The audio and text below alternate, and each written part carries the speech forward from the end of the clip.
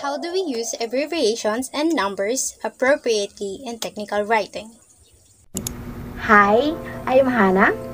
And I'm Leovy, and for today, we are going to provide you some guidelines, tips, and examples in dealing with abbreviations and numbers. These are the objectives. At the end of this video, learners are expected to first, comprehend the proper use of abbreviation and numbers in technical writing. Second, apply a consistent style to numbers and abbreviations in technical writing. But I hope you guys are wearing comfortable clothes because we are going to learn an interesting topic this evening.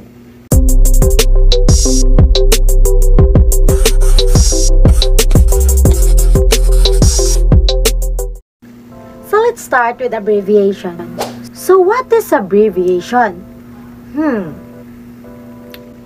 Abbreviation is a form of shortening of words, phrase, or expression. Abbreviation may be formal or informal. A formal abbreviation is officially accepted in formal composition. Such form appears in books and in official documents, while the informal abbreviation is a one form used only in personal notes or unofficial documents and has not yet been made repeatable usage. To use the informal abbreviation in formal composition is not proper. Now that we have learned the definition of abbreviation, let's get to know more how abbreviation is properly used in technical writing. I will present to you some rules on abbreviation to serve as your guidelines in technical writing.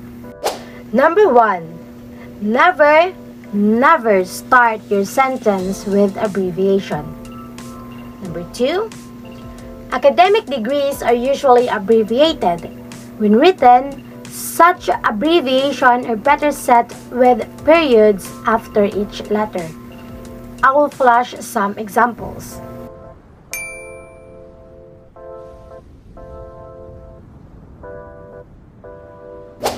If used as the last word of business or trade name, corporation, company, intercorporated, brothers, or limited should be abbreviated.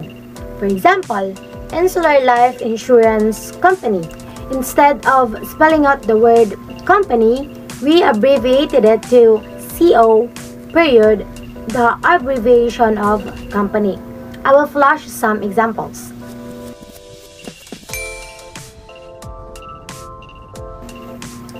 If used before noun, Saint, Santo, Santa, Fort, and Mount should be abbreviated. For example, Saint Joseph, Santa Maria, Santa Tomas, Fort Magsaysay, and Mount Apo. Next is number 5. The abbreviation for the name of an organization should not be used unless the terms in full have been mentioned or decoded. For example, the Manuel V. Gallego Foundation, Colleges, Faculty, and Employees Association, or MVG-FC-FAA, will have a meeting on Friday, July 30, 2004 at 9 a.m. As we can observe in the sentence, the abbreviation is written right after the organization name is fully spelled out. If used after a noun in an address, street, avenue, boulevard, drive, and road are better abbreviated. These are some examples.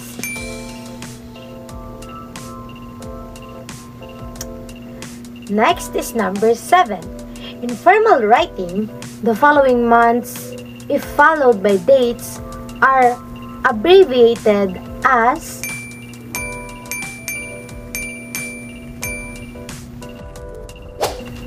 If no date follows, the following months should be spelled out in full as written in these examples.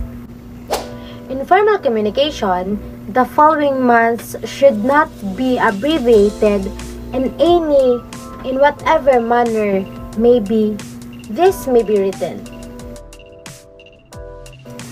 titles should be abbreviated when used before a person's full name. So these are some examples. Titles should be spelled out when used before one's family name only. Civilian, professional, ecclesiastical, and military titles are preferably abbreviated when used before the person's full name. So for example, Professor Rosario B. de la Cruz, Father Bonifacio Cruz, Colonel Johnny P. Estrada, and Captain Rolando C. Guevara. The foregoing abbreviation title should be spelled out in full if used before the person's family's name. So here are some examples. There are also some titles that are not abbreviated. So for example, Mayor, Judge, Justice, Chairman, Ombudsman, Ambassador, Congressman, Cardinal, Archbishop, Bishop, Pastor, Emperor, and Commissioner. So the last one is number 10. In the following abbreviation of school, offices, organizations, and countries, the periods after each letter should be omitted. So I will show you the examples.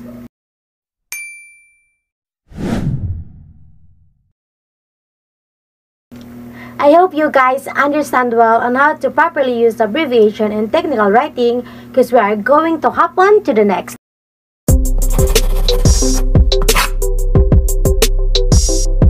Numbers in technical writing.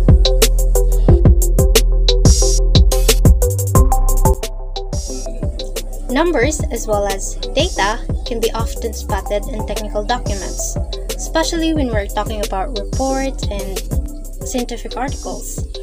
Numbers are as important as words in technical writing, as it carry much of the meaning in a write-up. That is why understanding the ground rules of using numbers is very much vital.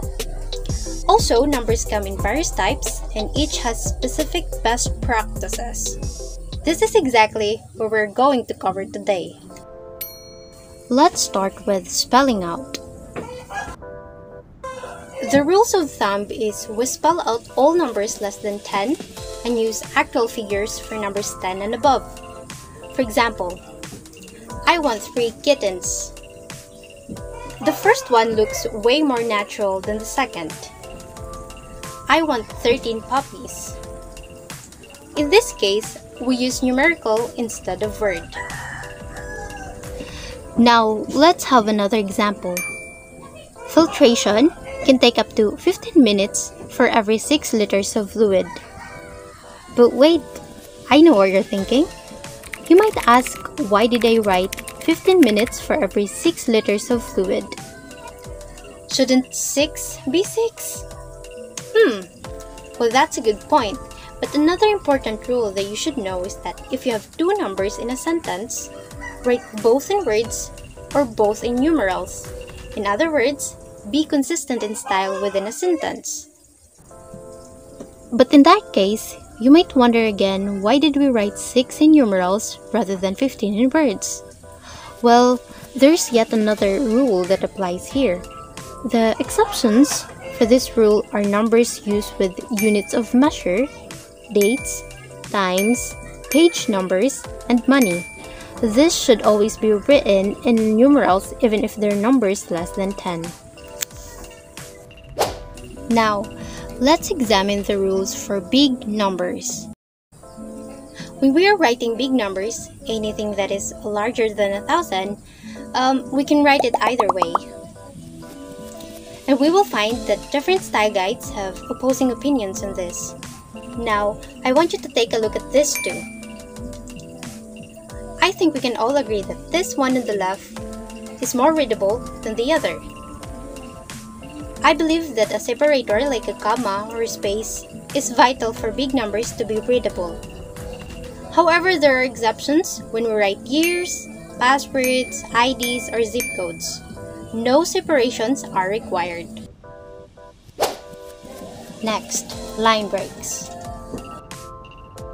We never separate digits within one numeral at the line break. But this is not the only thing to remember here. Moving any nouns or symbols referring to a number to the next line looks awkward. For example, do not separate a symbol and a numeral, or a noun with a numeral identifier. Let's check the guidelines for numbers with nouns. Numbers are often combined with nouns to form a complex structures like a 30-day trial. Now, here's the correct way of writing this. So first, you write the numeral, then comes a hyphen, and first noun. This is how we form an adjective. And then, you finish up by adding your main noun. Here are more examples. Decimals and fractions. Decimals and fractions are written as numerals, but you can spell out simple fractions and use hyphens. For example, 1/2. The rest depends on your preferences. However, I will mention that if you're dealing with decimals where there's a 0 before a dot, don't omit the 0. For example, in 0.5, you might have seen it written as 0.5, but such an approach is way less popular. If you create technical document with a lot of decimals, it is worth adding this as a note to your style guide. Now, for percentage. Another thing worth mentioning in a style guide is how you would like the percentage to be written. You have 3 options. This one, this, or this.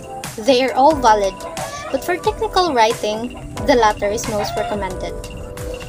Another important rule that we should remember is to not begin a sentence with numerals. A number that begins a sentence should be spelled out rather than noted as a numeral, even if the number is 10 and above. So that's it for our part.